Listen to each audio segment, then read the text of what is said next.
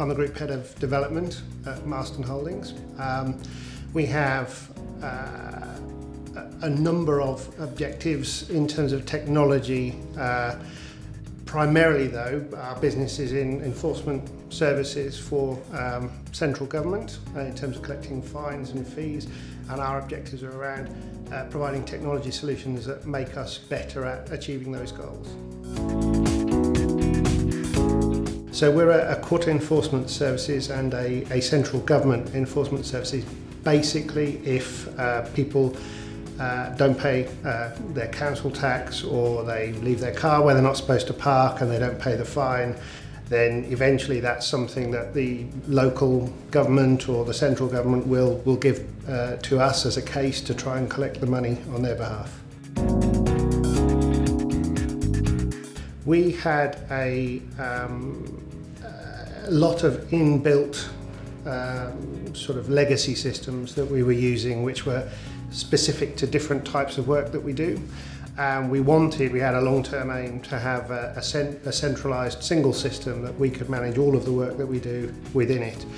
Obviously that's a big project and not something we could have done ourselves without the use of a partner or a third-party company.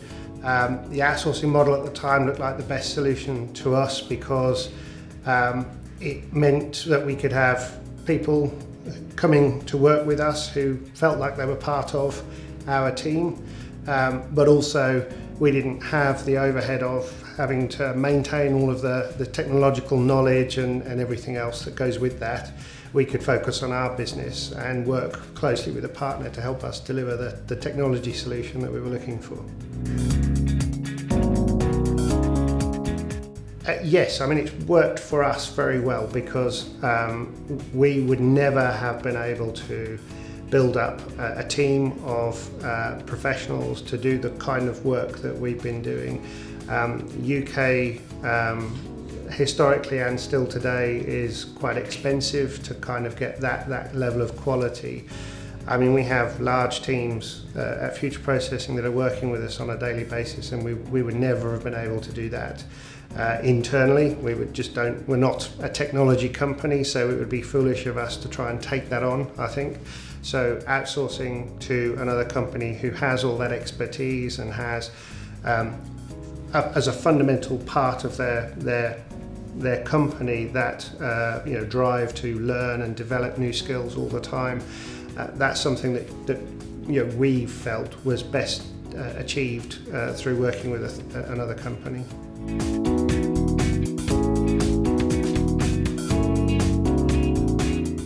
From our experience, because we have had some successes and some failures, obviously the mobility of people, so having the ability for Future Processing people to come on site to our organisation at short notice and work with our business people is a big plus for us, because it just makes it feel more like we're one big team working on the solution.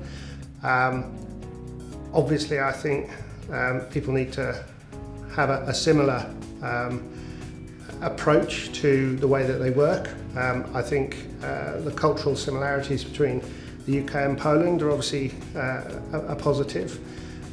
So I think just those elements were the key things that made us look at this one very positively.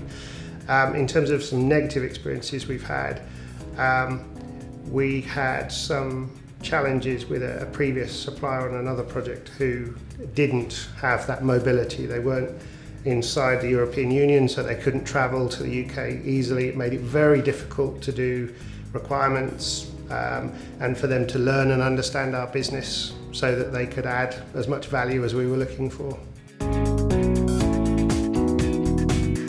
I mean, I think to a degree that the separation is quite good from a certain point of view. I mean, as I've said, working with Future Processing is like working with a larger team of our own, making, and that's extremely beneficial. But there are times when, if the whole development team was very local to us, I think that it would have a negative influence in the way that we work. We have that separation where we can come here, or you guys can come over to us and we can work together on the requirements piece.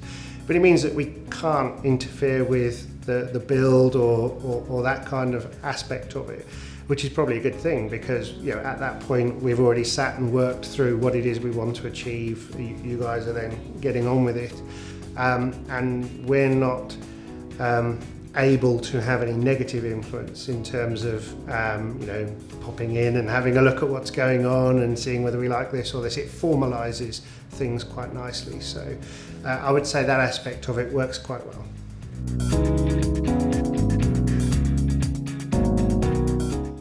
So I think the outsourcing directly probably hasn't helped the company in achieving its objectives, other than to have provided a really robust solution that it can base its business on, and one that's very flexible so that we can make enhancements in the future quickly, because our business does change quite rapidly.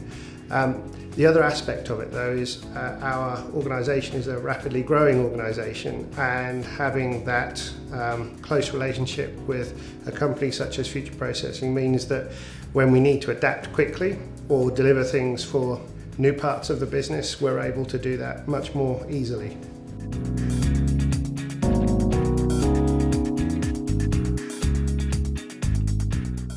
I think you need to look for a company that you can work closely with. I think it's not going to work if you're thinking that you're just going to write a list of requirements and then hand them over to someone and then they go and build it. I think you need to have a company that can come in and appear to be part of a larger team and really integrate with you and your company.